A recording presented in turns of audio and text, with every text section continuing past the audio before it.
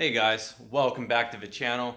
This episode we're going to go ahead and keep working on the 944. We're going to go ahead and unbox the Mustang II suspension for the front end. With that, we're just going to go through, make sure we have everything in there. It is a Helix kit, so you can look them up online. They're pretty common. This is the widest kit they sell with a 60-inch wheelbase. The stock wheelbase on the 944 is 58 inches. So we're gonna pick up this extra 2.5 inches that will take us from the stock side to side to the 71 inches for the new front end. So that's gonna be good. So we'll go ahead, unpack everything, make sure we have everything, make sure it all fits up together, and then we'll go ahead and start working on it the next week.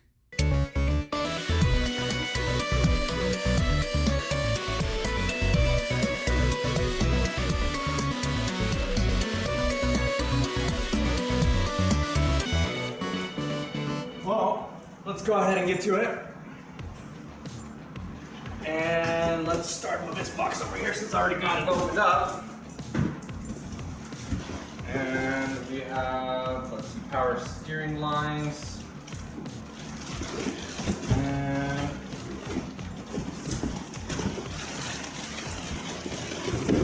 power steering rack. So looks pretty good.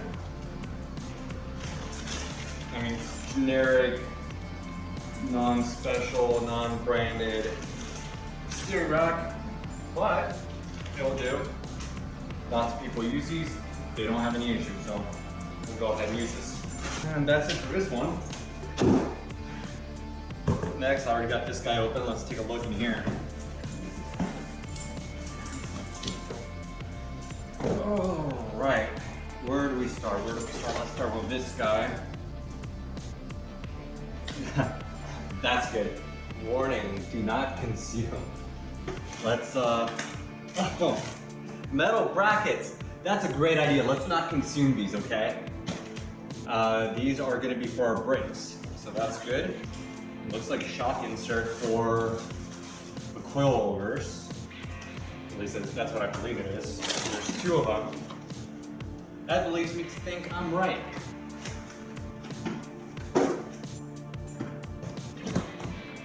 Oh, that's heavy. Before, behind, and behind door number 2 is, what do we have here? Okay, so these are the upper control arms right here. We got 2 of them, so we'll go ahead and leave this in here. Pretty good quality so far. I'm not seeing any issues with the welding or anything else, so far so good. So far so good.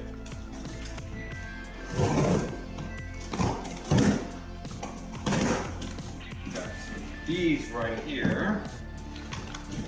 Got a pair of these if I can get it out of the box. And these are our upper hats for the suspension. So what's going to end up happening with these, that's a nice little ding in it. That's fine, we're going to repaint these anyways. What happens with these is they get leveled across the entire thing. We notch it out for a frame right here, and then we weld it to the top of the frame. And that's going to hold our coilover right here, and then that upper control arm right here. So it's going to end up looking kind of like this guy right here.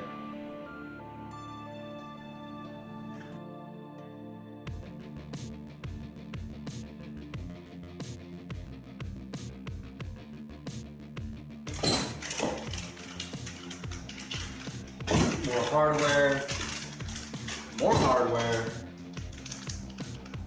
bearing seal, and another one. And then we got a couple other boxes in here. Let's take a look what we got. Tie rod end for the steering. We got 2 of those. Some of these Okay, these are just bearings. So that's cool. Got one more big box in here.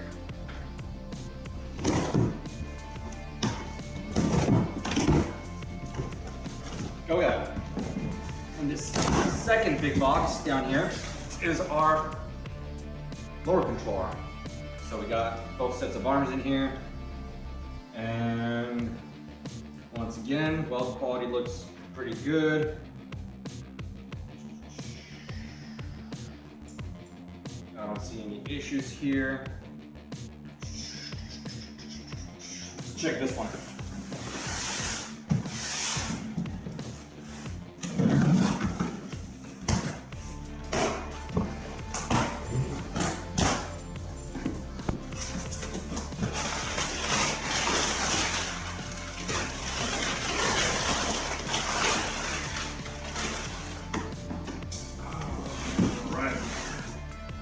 Got 3 boxes inside the bigger box.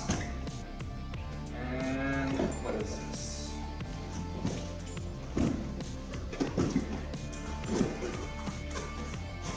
And these are our brakes. And for now, we're gonna go with basically the same setup that was on the 944, which is a single piston. But down the road, we're gonna upgrade these to a 6-putt with a 13-inch rotor. So these will go on there for now, and we'll worry about the other stuff down the road. What do we have here? Okay, here we go. Here we have our springs.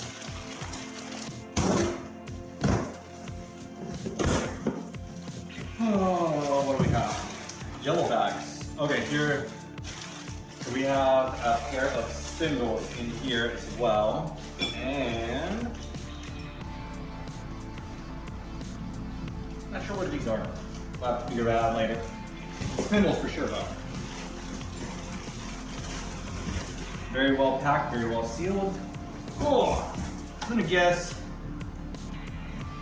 given what we've opened so far, that this right here is brake rotors.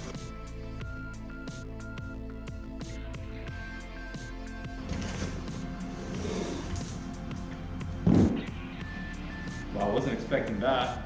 I thought these were going to be flat. It was supposed to be drilled and slotted, not drilled, slotted, and have silly waves in it. That's fine. Like I said, this is temporary until we get our big brake kit on there. Last box. This, well, it can only be one thing since we've already opened up everything else. And this is going to be the cross member itself that we got to weld in.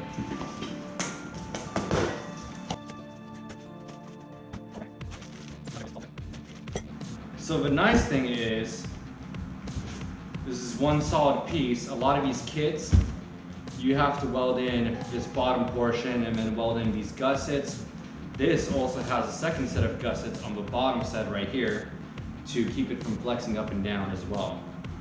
Same thing on the front end, even though front ones are really short. So, according to the measurements I gave the company and what they have told me, this will accommodate frame rails up to 34 inches on the outside. We're sitting right about 33 inches on the outside of the frame rails, so we should be cutting right about here in the middle, and we'll have to notch it down per the measurements, clean this off so we can weld it, and then put it in place, make sure this clears the engine, and if it clears the oil pan, that's great, we don't have to do anything else. If it doesn't clear the oil pan, we'll have to probably put a notch in it and make some clearancing, but we'll get to there when we get there.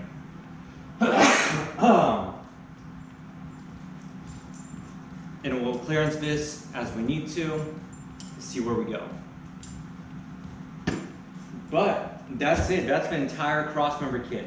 So this whole kit costs approximately $1,500 with shipping. So it's not a bad deal considering you get the entire front end brand new and get to just weld it in and use it from there. Next episode, we're going to go ahead and start actually installing this, which, like I said, it's going to involve cutting this. So that's actually the first thing we're going to do is we're going to cut this crossmember piece in place, make sure it fits good, make sure it's aligned, centered, where it needs to be on the frame.